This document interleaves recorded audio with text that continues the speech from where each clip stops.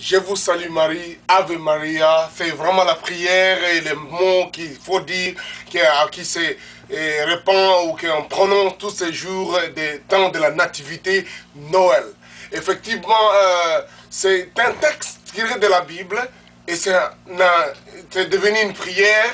Plusieurs personnes les grainent ça sur leur chapelet et disent à tout moment, je vous salue Marie, je vous salue Marie. Et je voudrais encore une fois vous dire, c'est un moment merveilleux qu'est la période de Noël, la période de salutation. Mais quel genre de salutation?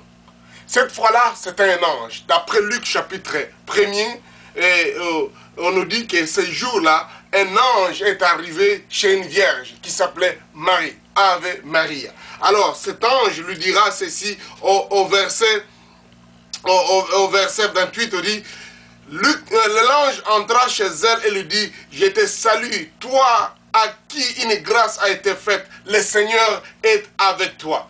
Là, donc, troublé par cette parole, Marie se demandait ce que pouvait signifier une telle salutation.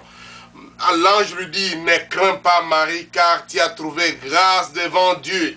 Voici, tu deviendras enceinte et tu enfanteras un fils et tu lui donneras le nom de Jésus. Il sera grand et appelé fils du Très-Haut. Le Seigneur Dieu lui donnera le trône de David, son père.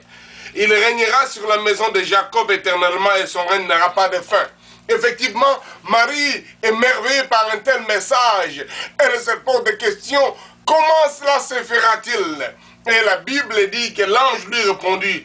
Donc, au verset 35, l'ange lui répondit, le Saint-Esprit viendra sur toi et la puissance du Très-Haut te couvrira de son ombre. C'est pourquoi cet enfant qui naîtra de toi sera appelé Fils de Dieu.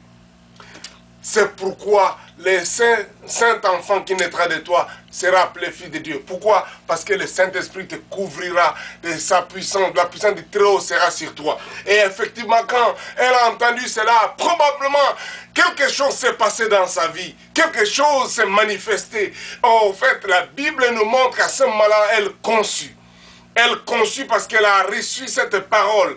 Parce que c'est ce qu'Élisabeth dira. Parce qu'à la fin de cet entretien, elle dira, je suis le servant du Seigneur, qu'il me soit fait selon ce que tu dis, selon ta parole, selon la parole du Seigneur. Parce que la parole de Dieu s'accomplit toujours. Au commencement était la parole, et la parole était faite chair, et la parole, c'est elle qui a créé toutes choses.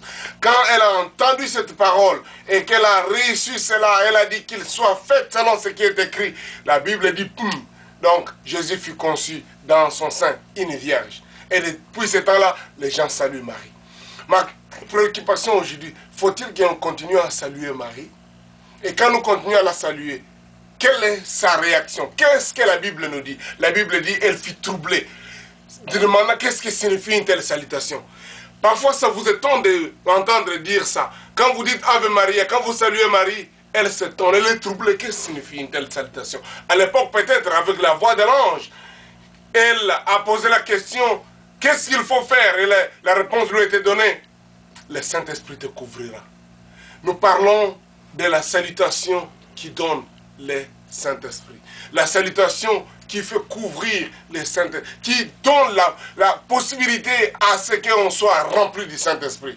Alors je disais, il ne suffit pas seulement qu'on connaisse à répéter « Je vous salue Marie, je vous salue Marie ». Mais voyons Marie, après avoir été saluée, remplie du Saint-Esprit, conçue un enfant du Saint-Esprit, elle aussi ira quelque part chez sa cousine Élisabeth, qui avait déjà conçu par la promesse de Dieu.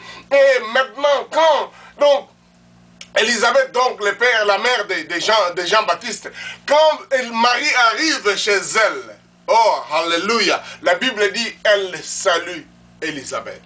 Après l'avoir saluée, relisons encore dans la Bible, au verset 40, dit, elle entra dans la maison de Zacharie et salua Élisabeth. Verset 41. Dès qu'Élisabeth entendit la salutation de Marie, son enfant tressaillit dans son sein et elle fut remplie du Saint-Esprit. Dès qu'elle entendit la salutation de Marie, elle fut remplie du Saint-Esprit parce que l'enfant qui était dans son sein a tressailli de joie. Elle-même donne son témoignage. Elle s'écria d'une voix forte, « Tu es bénie entre les femmes. Et le fruit de ton sein est béni. Comment m'est-il arrivé que la mère de mon Seigneur, vienne auprès de moi. Car voici, aussitôt, la voix de ta salutation a frappé mon oreille. L'enfant a tressailli dans les graisses et dans mon sein. Heureuse celle qui a cru, parce que les choses qui lui ont été dites de la part du Seigneur auront leur accomplissement. Dès qu'elle a entendu, dès que la voix de la salutation de Marie a frappé l'oreille d'Élisabeth, elle fut remplie du Saint-Esprit. Nous parlons de la période de Noël, mais j'ai toujours dit, c'est la période la plus pentecôtiste qu'on puisse connaître dans l'histoire, dans les évangiles. Parce que cette période, on voit la transmission, l'impactation du Saint-Esprit, même au travers de la salutation. C'est comme une période d'imposition des mains et de transmission. L'ange dit à Marie, je te salue Marie. Et elle fut remplie du Saint-Esprit. Je ne pense pas aujourd'hui nous avons besoin de continuer à dire Ave Maria, elle a salué pour qu'elle soit remplie du Saint-Esprit. Elle est déjà dans la gloire. C'est nous, vous et moi, qui avons besoin d'être remplis du Saint-Esprit. Et elle, quand elle a reçu cette grâce d'avoir l'enfant, Jésus en elle, d'avoir cet enfant conçu dans son sein, d'avoir entendu, accepter cette parole, d'avoir accepté cette salutation miraculeuse qui fait couvrir de la puissance d'en haut, elle va aussi transmettre la même chose. Elle arrive chez Élisabeth, elle la salue. Salut Élisabeth. Bonjour, bonsoir, ou hi, ou hello, ou comment, bref, elle a dit quelque chose. Dès que cette voix-là de la salutation a frappé l'oreille d'Élisabeth, l'enfant qui était dans son sein a tressailli d'allégresse. Elle fut remplie du Saint-Esprit. Aujourd'hui, peut-être, ce qu'on n'a pas besoin, c'est pas juste de faire des courbettes, de grainer les « Je vous salue Marie », mais plus d'aller auprès de quelqu'un qui est rempli de l'Esprit de Dieu, dont la salutation, dont la bénédiction, dont joyeux Noël, dont bonne année, dont les messages vous communiquent la joie, qui vous fait tressaillir d'allégresse, mais aussi qui vous communique le Saint-Esprit. Moi, je crois qu'il est important qu'aujourd'hui, chacun d'entre nous ouvre notre cœur pour dire, Seigneur, je voudrais moi aussi expérimenter cette plénitude du Saint-Esprit. Et si quelqu'un d'autre est rempli du Saint-Esprit, ça vaut la peine de s'approcher de cette personne. Comme j'ai toujours dit, là où l'eau bouge, quand on se rend compte qu'il y a un réveil, il y a une action de Dieu qui se fait quelque part, soit à cet endroit-là dont la salutation te donnera la plénitude de la puissance, de la présence de Dieu, qui fera de ton corps le temple du Saint-Esprit. Pas juste un homme ordinaire, mais qui deviendra comme Marie porta le Fils. Nous aussi, chacun de nous pouvons porter le Saint-Esprit en nous. Si nous nous laissons diriger, nous nous laissons infuser, si nous nous laissons conduire, si nous nous laissons impacter par la puissance et l'action du Saint-Esprit dans notre vie. Car celui qui est en vous est plus puissant que celui qui est dans le monde. C'est quoi? C'est le Saint-Esprit. Nous avons besoin encore aujourd'hui de nous ouvrir auprès du Seigneur pour dire, Seigneur, oh Dieu, j'ai besoin de ta grâce, de ta présence dans mon cœur.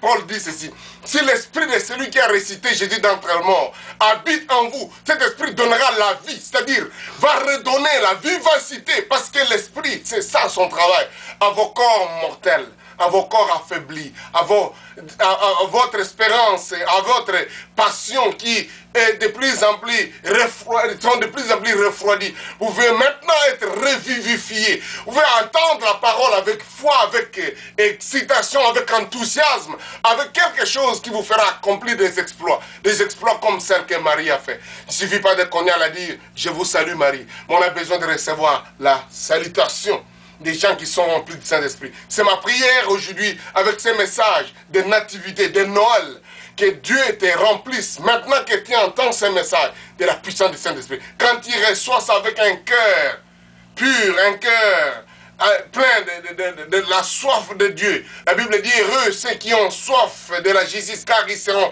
rassasiés. Que le Saint-Esprit vienne te rassasier. La Bible dit que vous êtes mauvais, vous savez donner de bonnes choses à vos enfants. Donc, combien plus votre Père Céleste donnera-t-il le Saint-Esprit à ceux qui le lui demandent?